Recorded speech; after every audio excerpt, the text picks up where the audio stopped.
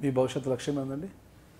నా ప్రాంత అభివృద్ధి, పుట్టినటువంటి ఊరు, ఆ ప్రాంతాల అభివృద్ధి, విశాఖపట్నాన్ని దేశంలోనే ఉత్తమమైనటువంటి నగరంగా, దానికి ఉన్నటువంటి అవకాశాలు, దానికి ఉన్నటువంటి అన్ని పాసిబిలిటీసు, అన్ని రకాలైనటువంటి అవకాశాలు ఉన్నటువంటి నగరం ఈరోజు ఏదైతే నెగ్లెక్ట్ చేయబడుతుందో ఆ నగరాన్ని ఉత్తమమైనటువంటి జిల్లాగా, ఉత్తమమైనటువంటి నగరంగా, ఆ నగరం అభివృద్ధి జరిగితే మిగిలిన రెండు జిల్లాలు కూడా అభివృద్ధి జరుగుతాయన్నటువంటి నమ్మకంతో ఈరోజు ఫైట్ చేస్తున్నాం.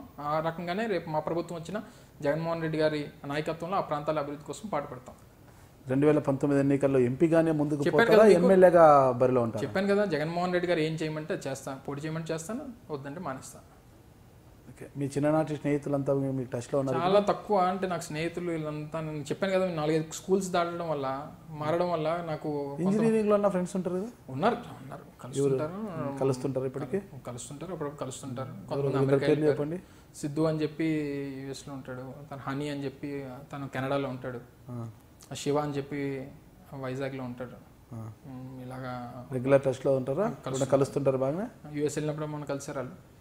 శివాలు వైజాగ్లో ఉంటారు కొంతమంది, నాయుడు అని చెప్పి ఉన్నారు. మీ జీవితంలో మర్చిపోలేని సంఘటన ఏది ఉంది? తండ్రి మరణం కంటే ఏముంటుందండి ఎవరికన్నా. సంతోషించదగ్గ విషయం ఏంటి? జగన్మోహన్ రెడ్డి గారు ఆ మాట నాకు ఇప్పటికీ గుర్తుంది. వయసులో చిన్నవాడైనా పూర్తి బాధ్యత పెడుతున్నాను, ఇంత బాధ్యత పెట్టినటువంటి వ్యక్తికి నాకు పూర్తి నమ్మకం ఉంది అని అంతమంది నాయకులు హేమాహేమీల మధ్యలో నా గురించి ఆ మాట చెప్పినప్పుడు మనకు అది 1000 ఏనుగుల బలం ఇచ్చింది. అంటే అంత నమ్మకం పెట్టుకున్నప్పుడు మనకు ఒక జిల్లా బాధ్యత. నిజంగా మీరు ఈరోజు నన్ను ఇంటర్వ్యూ చేస్తున్నారంటే జిల్లా పార్టీ అధ్యక్షుడిగా నేను చేస్తున్నటువంటి పోరాటాలు, పార్టీ నాకు ఇచ్చినటువంటి గౌరవం, పార్టీ ఇచ్చినటువంటి స్థాయిని వల్లే ఈరోజు నేను మీ ముందు కూర్చొని మాట్లాడగలుగుతున్నాను. జగన్మోహన్ రెడ్డి గారు నన్ను ఆ రకంగా ఇచ్చేసిందే నాకు ఎప్పటికీ మర్చిపోలేనటువంటి ఘటన. నన్ను ఈ స్థాయిలో ఈరోజు పెట్టిందంటే కేవలం జగన్మోహన్ రెడ్డి గారే. ఆయనదే నాది మెమరబుల్ మూమెంట్ నాకు ఇప్పటికీ. ఇదే వేదిక నుంచి ఒక జిల్లా అధ్యక్షునిగా, పార్టీ వైఎస్ఆర్సీపీ జిల్లా అధ్యక్షునిగా విశాఖ జిల్లా ప్రజలకు మీరు ఇచ్చే సందేశం ఏంటి? నాకు చెప్పాను, ఈరోజు రాష్ట్ర ప్రభుత్వం కానీ కేంద్ర ప్రభుత్వం కానీ వాళ్ళు ఎన్నికల ప్రచార సభల్లో విశాఖపట్నం కేంద్రంగా ఆ రోజు మోడీ గారు, పవన్ కళ్యాణ్ గారు, అలాగే చంద్రబాబు నాయుడు గారు వీళ్ళందరూ వచ్చి ఈ ప్రాంతాలకు హామీ ఇచ్చారు. ఇచ్చినటువంటి హామీలు నిలబెట్టుకున్నారు లేదా అనేది ఒకసారి ఆలోచన చేయమని చెప్పి విశాఖపట్నం ప్రజలను కోరుతున్నా. ఈరోజు ప్రత్యేక హోదా అంశం కానీ, విశాఖపట్నానికి రైల్వే జోన్ అంశం కానీ, లేకపోతే విశాఖపట్నం చెన్నైకి సంబంధించిన ఇండస్ట్రియల్ కారిడార్కి సంబంధించిన విషయంలో కానీ ఈరోజు ఏ రకమైనటువంటి అభివృద్ధి కూడా ఈరోజు వరకు ల్యాండ్ అవ్వలేదు. అలాగే విశాఖపట్నంలో ఉన్నటువంటి అందాలన్నింటినీ కూడా వాళ్ళ సభలు సమావేశాలు పెట్టుకోవడానికి, విశాఖపట్నం ప్రాంతాన్ని ఉన్నటువంటి ఫెసిలిటీస్ని వాడుకోవడానికి విశాఖపట్నం ఉపయోగపడుతుంది తప్ప ప్రభుత్వం విశాఖపట్నానికి ఉపయోగపడట్లా.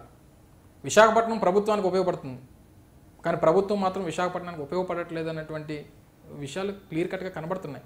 అందుకే మరొకసారి ఈ ప్రాంత ప్రజల్ని, విశాఖపట్నం ప్రాంత ప్రజల్ని ఆలోచన చేయమని చెప్పి కోరుతున్నాం. తప్పకుండా వైఎస్ఆర్ కాంగ్రెస్ పార్టీ గతంలో రాజశేఖర రెడ్డి గారు విశాఖపట్నానికి ఏ రకమైనటువంటి సేవలు అందించారో ఈరోజు విశాఖపట్నం ఆ స్థాయిలో ఐటీ ఉన్నా, లేకపోతే ఫిల్మ్కి సంబంధించినటువంటి సంస్థలు వచ్చినా, లేకపోతే సంస్థలని, ప్రభుత్వ రంగ సంస్థలను కాపాడినా అది ఆ రోజు రాజశేఖర రెడ్డి గారు చేశారు. మళ్ళీ అటువంటి పరిపాలన కావాలంటే ఒక జగన్మోహన్ రెడ్డి గారితో సాధ్యం అవుతుంది. ఆయన ఆశీర్వదించమని చెప్పి కోరుతున్నాను. నేను మీ గుడివాడ అమర్నాథ్, వైఎస్ఆర్ కాంగ్రెస్ పార్టీ విశాఖపట్నం జిల్లా అధ్యక్షుడిని.